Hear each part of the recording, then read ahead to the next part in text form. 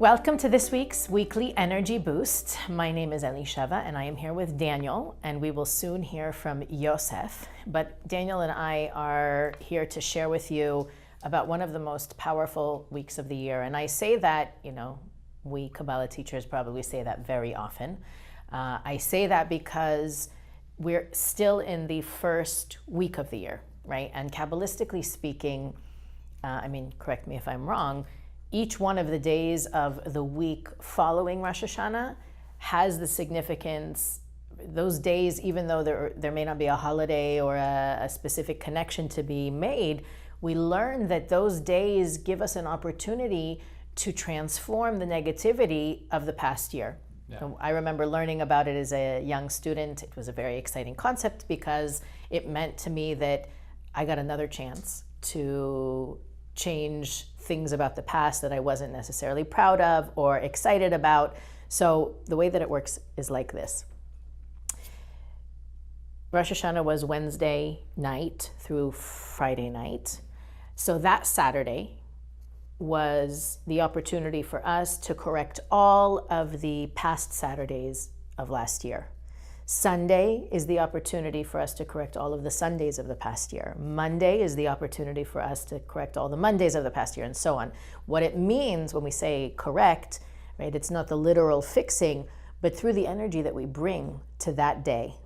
It's almost like the universe is telling us, whoever you know you can be on your best behavior, right? You're most energetic, you're most inspired, you're most kind and compassionate.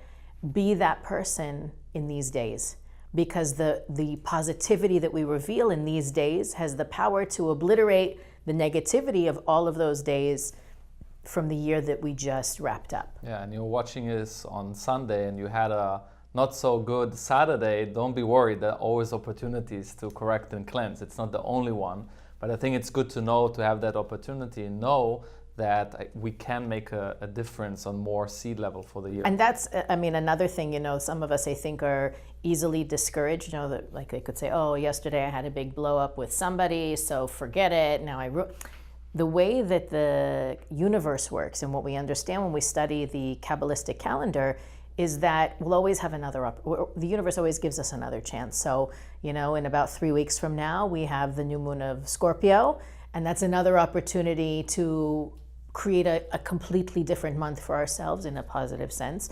We have other windows in time that come in the month of Libra that help us to alter the energy in a different way. Daniel's going to share with us another opportunity we have this week, but it's just that idea that really, every moment is an opportunity to start again, but more so in this week. They're called the 10 Days of Teshuvah, from Rosh Hashanah to Yom Kippur, and we learned in previous classes that Teshuvah, the literal translation is repentance, but it's not about repenting. It's about bringing our negativity, bringing our mistakes, our disconnects back to their original state. And Kabbalah teaches that all mess, all chaos, all negativity in its original state is just a desire to connect to the light. And somehow along the way, it gets corrupted, it gets convoluted, and it becomes something negative. But think about it, if you have an argument with somebody, right? That interaction or whatever you're fighting over started as somebody trying to connect to the light, somebody wanting acknowledgement or respect or recognition or an apology even. What are we really saying in those moments? I want to feel connected to the light. So this whole week helps us get back to that original pure state of being connected to the light. What's interesting is that the weekly energy, aside from that, looking at the portion that's connected to this week in the Zohar, is also about intentions, right?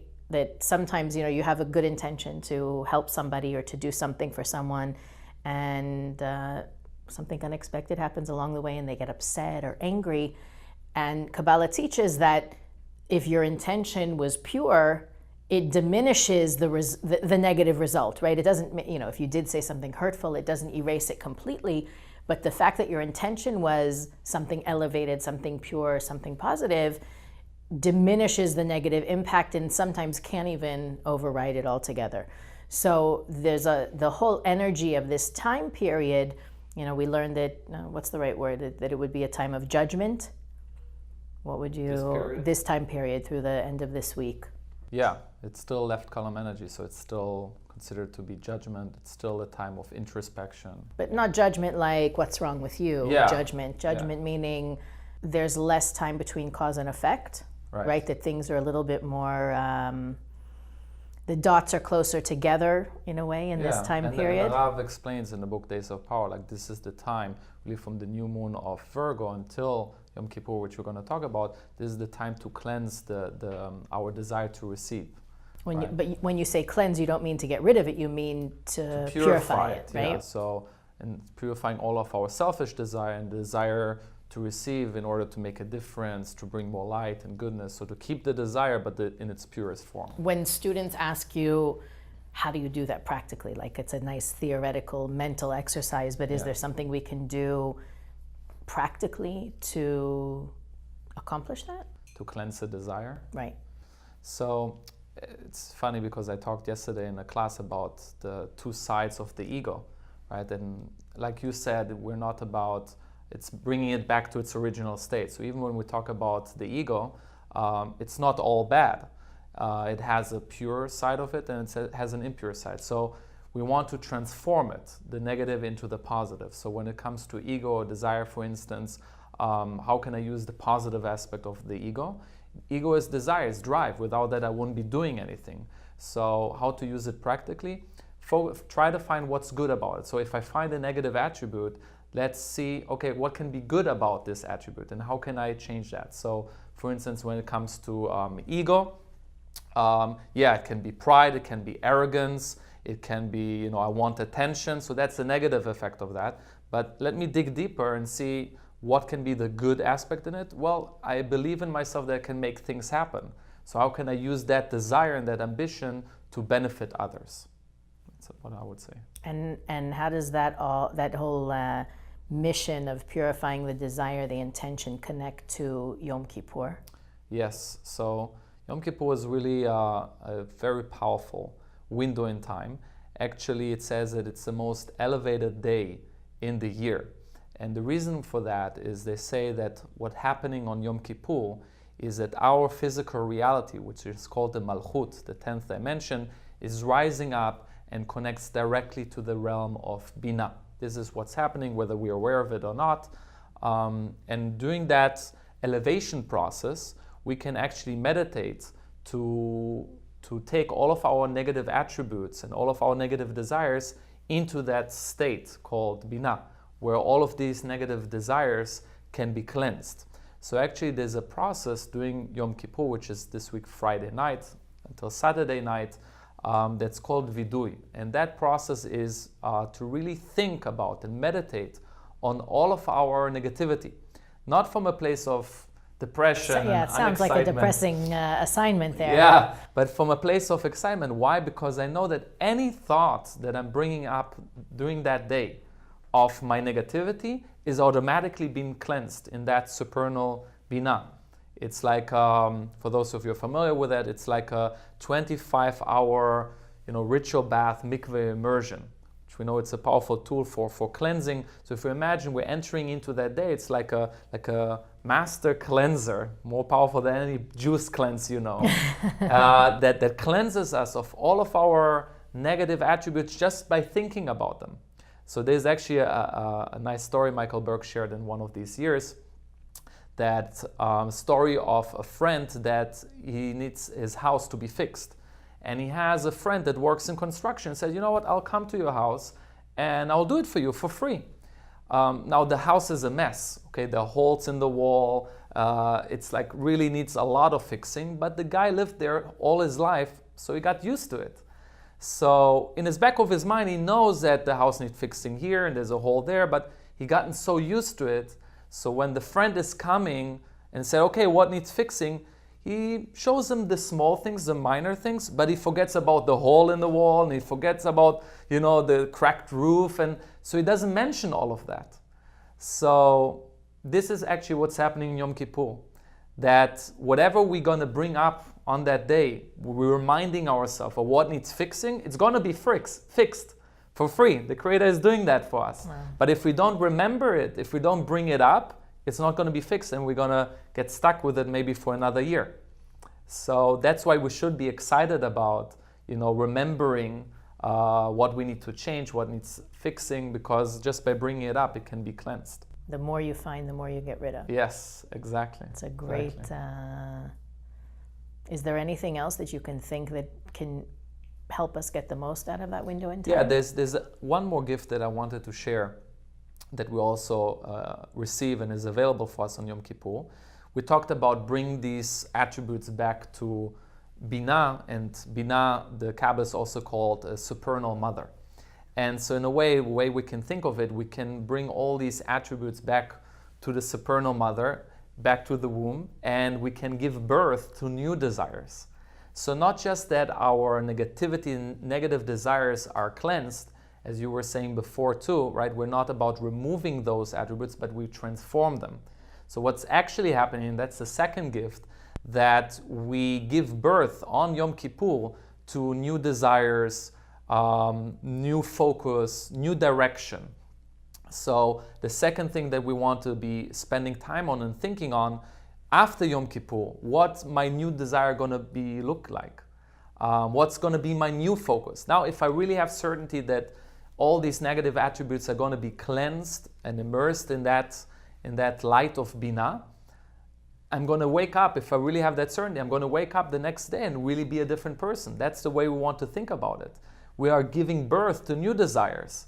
So it is twofold. We want to be thinking of, okay, what do I need to let go of? Because as much as we would like to think I want to be a new person, there's still some selfish desires and addictions and instant gratifications that we're holding on to because kind of they're serving us, or we think we're getting something from it. So it's twofold in a way. We want to be meditating and thinking about what is it that I need to let go of, desires that are not really serving me, and what could I replace it with? What would be a new desire for me? Wow. Yeah. But those are the two gifts: complete cleansing and giving birth to our new self, our perfected self. Yeah. Probably also one of the good things to do and to know on that day. Some of you might know that on that day, some of us choose to fast, and there are other restrictions involved. And differently than what we explained a few months ago, we also had a fast day, which was the 9th of Av. And there I happened to talk about that too. I always get the fasting days. So I happened to talk there about the reason why we fast on the 9th of Av is because that's a day where the opponent is completely in control, and we don't want to feed them any of our light and energy through indulging in any desire for oneself alone, which is included in eating, because we're feeding our body and the opponent gets something from it. The reason why we fast on Yom Kippur is completely different. Actually, there are also 5 restrictions that day, but the reason why we're doing them are completely opposite of why we're doing them on the 9th of Av. So that is the day actually where the opponent takes a vacation and he's not there. So the purpose of the fasting on Yom Kippur is because we don't want to limit our connection. And that day there's no limit to how high we can rise and the levels that we can achieve. And again, in order to connect to Binah, eating would only hold us down in this physical reality. And we don't want to be held back by that. That's the reason for fasting Yom Kippur. So it's an additional element and factor to get excited about, right? Earlier I would be like, no food, great, and have a grumpy face. But once I have that knowledge and I know that it serves me in my elevation and my connection to Binah, in cleansing negativity, not just for a day or two, we're talking about cleansing my negativity for the whole year. It can change my year completely. Then we most likely will get a little bit more excited about it. Yeah, it's worth the sacrifice, basically. Yes. It's amazing that all of this goes on, and on a conscious level, most people don't realize what's happening. For anyone out there who's heard the words Yom Kippur before, they probably have a completely different perception of what that day is, or what it's for, or what it means to even connect to it. So to hear there's so many different ways to look at it, so many beautiful stories and understandings to get to the real work. And it always amazes me. I love to be able to listen to someone else talk about it, someone else remind me because you hear things in different ways when you hear them from different perspectives, and that was exactly what I needed to hear. I know that Yosef, who can't be with us in this room, but is out there on location, he's going to share with us one aspect of Yom Kippur that, again, we rarely connect to, but it can be a great enhancement if we'll keep it in the back of our minds during this 24-hour period. Yosef, what do you have to share with us? Thank you, Elisheva. This week we also celebrate the death anniversary of Rabbi Akiva, a huge Kabbalist, on Saturday, on Yom Kippur. And Rabbi Akiva was really a huge, huge soul. He lived about 2,000 years ago. He's buried now in Tiberias in Israel. He was a huge scholar, knew a lot of secrets in Kabbalah. He had 24,000 students, just for you to imagine. One of his students was Rabbi Shimon Bar Yochai, the author of the Zohar. So just for us to imagine what a great soul Rabbi Akiva is, and this Shabbat we have this opportunity to connect to him. But the actual story is that Rabbi Akiva didn't start as a huge scholar. In a matter of fact, until the age of 40, he didn't even know how to read and write. And there is stories that he was a shepherd and he went to the well to bring water to the sheep. And he was looking at the stones of the well in order to bring water, and he saw that there are engraving in the stone. The stone was soft and there were some engravings into it. And he was asking a teacher, who puts this engraving in this stone? And the teacher told him, the water, of course. And Rabbi Akiva asked the teacher, well, how something soft like water can engrave something in something so hard as a stone? And the teacher replied, with a lot of patience and persistence. Rabbi Akiva took this answer and was thinking to himself, if a water can change the shape of a stone with persistence and with patience, so also the words and the wisdom of Kabbalah, the wisdom of the Torah, can reshape my heart. So at the age of 40, he decided to go and to start studying. He went to school teachers. He asked to learn the letters, how to read, how to write. And after 12 years, he became one of the great masters of Kabbalah. It's very inspiring because, sometimes I hear people say, oh, maybe I'm too old to start studying something new. Well, Rabbi Akiva at the age of 40 started doing it and became one of the great masters of Kabbalah. There is actually another story that one day Rabbi Akiva came back to Jerusalem. He was already famous, well-known, and all the people in the city came to see him, made a feast and wanted to hear him speak.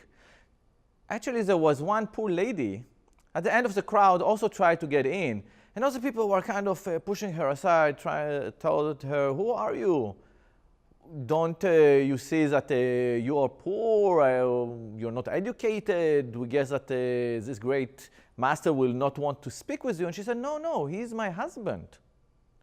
People were in shock, but at that moment, Rabbi Akiva, standing on the stage, was pointing on her and said, make her away, make her room. She is my wife, and I want to tell you a story about it. 12 years ago, we got married without the blessing of her father. We got married in a secret, like hidden, and we were very, very poor. I was planning my life to be with my wife, to support her, to work hard, to build her a house, but my wife, Rachel, looked at me in the eyes and told me, I see something in you. I see a spark, and I want you to go and to study Kabbalah, study Torah. I asked her, but what about sustaining and bringing money and bringing food? She said, I believe in you. Go out and study. She waited for me 12 years. She sacrificed from her life 12 years. Because of her support, because of what she believed in me, because of what she saw in me, she made me who am I today. I want you to know that the wisdom I have, the master that I am today, is just because the sacrifice and the support and the love of my wife.